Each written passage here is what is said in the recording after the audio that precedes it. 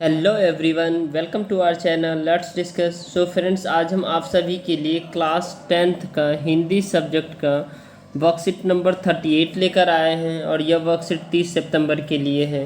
तो आइए दोस्तों, इसे एक एक करके बेहतर तरीके से डिस्कस करते हैं और फिर इसका सॉल्यूशन मैंने टाइप करके बहुत ही अच्छे तरीके से दिया है। तो आई होप आपको सॉल्यूशन भी पसंद आए और आप इसे इंजॉय कीजिए। देखिए, तो आइए स्टार्ट करते हैं। कन्यादान। कन्यादान होता क्या है? पहली बात तो यह है, कन्यादान कवि ऋतुराज ने लिखा है। कितना प्रामाणिक था उसका दुख, लड़की को दान में देते वक्त जैसे वह उसकी अंतिम पूंजी हो। लड़की अभी सियानी नहीं थी, अभी इतनी भोली सरल थी कि उसे सुख का आभास तो होता था, लेकिन दुख बाँचना नहीं आता। अर्थात बाँचना यानी पढ़ना नहीं आता दुख को। ठीक है दोस्तों। पाठित थी वह धुंधली प्रकाश की, कुछ तुर्कों और कुछ तुकों, कुछ लयबद्ध पंक्ति की। अर्थात इसमें जो कवि ऋतुराज है वो कहना चाह रहे हैं, इसके शब्दार्थ पहले इसका ये देख लेते। प्रमाणिकता, प्रमाणों से सिद्ध, सियानी मतलब समझदार, बड़ी, आभास एहसास, बाँचना पढ़ना और लयबद्ध सुर ताल। तो आइए इसे एक एक करके बेहतर तरीके से हम इसे डिस्कस करते हैं। और आप देख पा रहे हैं भावार्थ। पंक्ति में कवि ऋतुराज कहते कि अपनी लड़की का कन्यादान अर्थात शादी के बाद विदा करते वक्त किसी माता का दुख बड़ा ही स्वाभाविक होता है। हर माता को यह लगता कि उसके जीवन की आखिरी जमा पूंजी थी उससे दूर चली जा रही है। बड़े ही लाड़ प्यार दुलार से उन्होंने अपनी बेटी को पाल पोस कर बड़ा किया था। आखिर अपनी बेटी के साथ ही तो वे अपने जीवन का सुख दुख बांटती थी।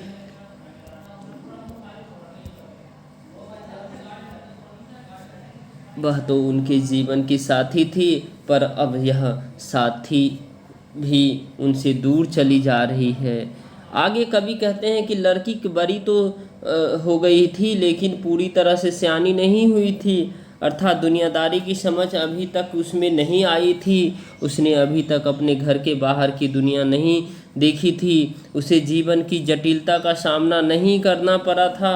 उसका जीवन अभी तक बड़ी सरलता से बीत रहा था। यही कारण है कि उसे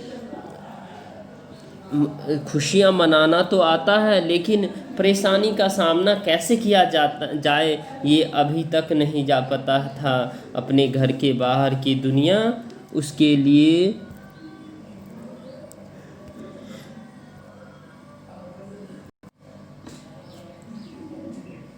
लिए एक धुंधली तस्वीर की तरह थी जिसे वह कभी ठीक से देख नहीं पाती। अर्थात कवि इसमें कहना चाहते हैं, जो एक लड़की होती है जो अपनी माँ की बहुत प्यारी होती है, उसे माँ ने लाड़ प्यार से पाला पोसा होता है, और एक दिन वो जब अपने ससुराल को जाती है तो वो माँ अपनी बेटी की जो चाहत है, अपनी बेटी से जो लगाव है उसे व्यक्त करते हुए कहती है कि मेरी बेटी को, मतलब अर्थात वह तो अनजान है, उसे सुख दुख सुख तो वो झेल लेती है, खुशी तो रह लेती, लेकिन दुख को वो नहीं जानती है। इससे माँ की आंखों में आंसू आ जाते हैं और वो परेशान होती है। लेकिन परेशानी का सामना कैसे किया जाए ये अभी तक नहीं पता था। अपने घर के बाहर ही उसने लिए एक धुंधली तस्वीर तरह थी जिसे वह कभी ठीक से देख नहीं पाती थी। जब तक कोई व्यक्ति घर के बाहर कदम न रखे, बाहर की दुनिया में वक्त न गुजारे, तब तक उसका संपूर्ण रूप से विकास नहीं हो सकता है। इसीलिए अभी वह भोली लड़की सुखों की कल्पना में जी रही थी। तो दोस्तों, ये जो पोएम है ये बहुत ही आकर्षक है, बहुत ही अच्छा पोएम है। इस पोएम में जो माता अपनी बेटी से जो लगाव रखती है उसे कवि ऋतुराज बताना चाहते हैं, जो माँ और बेटी का क्या रिश्ता होता है। आइए इस सभी को एक एक करके इसके सॉल्यूशन को देखते हैं। माँ को अपनी बेटी अंतिम पूंजी क्यों लग रही थी, सोच कर बताइए। क्वेश्चन नंबर, आपके विचार से लड़की को दुख क्यों बाँचना नहीं आता। तो आइए इसे एक एक करके मैंने आंसर लिखा है।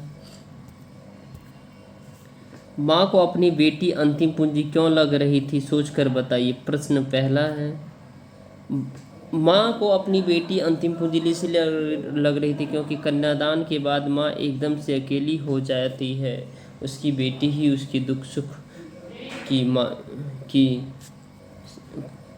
दुख सुख, ये काट दीजिएगा फ्रेंड, दुख सुख में साथ देती थी, जिसके साथ वह अपनी निजी बातें अपनी बेटी से बताया करती थी। इसके अलावा बेटी माँ के लिए सबसे प्रिय धन होती है, जिसे अब वह दूसरों के हाथ में सौंपे जाने के बाद वह अकेली रह जाएगी। इसलिए माँ अपनी बेटी को पूंजी समझ रही है, अर्थात माँ अपनी बेटी से बहुत लगाव रखती है। माँ माँ होती, माँ का। अब क्वेश्चन नंबर सेकंड आप देख पा रहे हैं फ्रेंड्स। क्वेश्चन नंबर सेकंड बहुत ही आसान है, बहुत ही अच्छा क्वेश्चन है। आपके विचार से लड़की को दुख बाँचना क्यों नहीं आता होगा। हमारे विचार से लड़की को दुख बाँचना, अर्थात हमारे विचार से लड़की को दुख बाँचना इसलिए नहीं आता होगा क्योंकि लड़की अभी सयानी नहीं है, उसे दुनियादारी की समझ और अनुभव की कमी है। अर्थात घर में माता ने लाड़ प्यार से उन्हें क्या किया है, पाला पोसा बड़ा किया है, परंतु उन्हें अभी दुनियादारी की समझ की कमी है। वो ससुराल में कैसे रहेगी, कैसे अपने दुख को बांट सकेगी अगर दुख होगा तो। इसलिए करके माता कहना चाहती है, मतलब वो अनुभव की कमी है, उसे जीवन के एक ही पक्ष का ज्ञान होगा, एक ही पक्ष का ज्ञान है। यहाँ पे है कर देना दोस्तों, एक ही पक्ष का ज्ञान है, ठीक है, यहाँ पे है। और वह दुखों को नहीं देखी है क्योंकि माँ के घर में उसे कभी भी दुख का सामना नहीं करना पड़ा और वह हमेशा सुख में जीवन जीती थी। अब क्वेश्चन नंबर थर्ड हम देखते हैं फ्रेंड्स। क्वेश्चन नंबर थर्ड बहुत ही अच्छा क्वेश्चन है। आपकी दृष्टि में कन्या के साथ दान की बात करना कहाँ तक उचित है, तर्क दीजिए। हमारी दृष्टि में कन्यादान करना उचित नहीं। दान तो किसी व्यक्ति का किया जाता है और एक कन्या कोई वस्तु नहीं है। दान तो किसी वस्तु का किया जाता है और एक कन्या कोई वस्तु नहीं है, वह सजीव है। उसकी रुचि, इच्छा, पसंद, समझ, अपनी एक पहचान इत्यादि है। और दान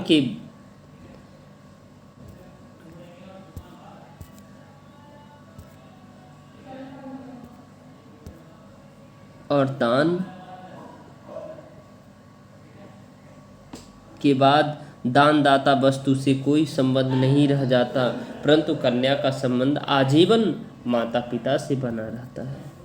कन्या एक वस्तु जैसी कभी भी नहीं हो सकती, इसीलिए कन्या को दान देने जैसी बात करना पूर्णतः गलत व अनुचित है। क्वेश्चन नंबर फोर्थ देखते हैं।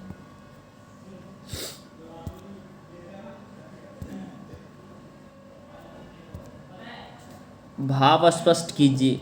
पाठिका का भी वह धुंधले प्रकाश के कुछ तुकों और कुछ लयबद्ध पंक्तियों की पाठिका प्रस्तुत पंक्ति से लड़की की वह छवि हमारे सामने उपस्थित होती है, अर्थात जिसमें अल्प वयस्क लड़की परिवार माँ के सानिध्य में पोषित बचपन जैसी कल्पनाओं को संयोजे हुए थी। अर्थात पाठिका का वह धुंधले प्रकाश कुछ तुकों और कुछ लयबद्ध पंक्तियों की, अर्थात प्रस्तुत पंक्ति से लड़की की वह छवि हमारे सामने उपस्थित होती है, लड़की की जिसमें अल्पवयस्क लड़की परिवार माँ के सानिध्य में पोषित बचपन, परिवार माँ अर्थात लड़की माता पिता के सामने माता पिता ने उन्हें पाला पोसा होता है और बचपन से ही उन्हें देखरेख करते हैं। कल्पनाओं का संयोज्य हुए थे, उसने अभी सुखों को भोगा था, अर्थात वो अभी सुख की जिंदगी जी रही थी, पर अभी दुखों से पूर्णतः रूप से अनजान है, अर्थात वह दुखों से पूर्णतः रूप से अनजान है थी, वह अभी व्यवहारिक ज्ञान से अपरिचित थी। ओके फ्रेंड्स, तो ये था आपका क्लास 10th का हिंदी सब्जेक्ट का वर्कशीट नंबर 38। वीडियो को पसंद आए तो लाइक शेयर सब्सक्राइब जरूर कीजिए। ठीक है, थैंक यू दोस्तों, thank you for watching this video, thanks.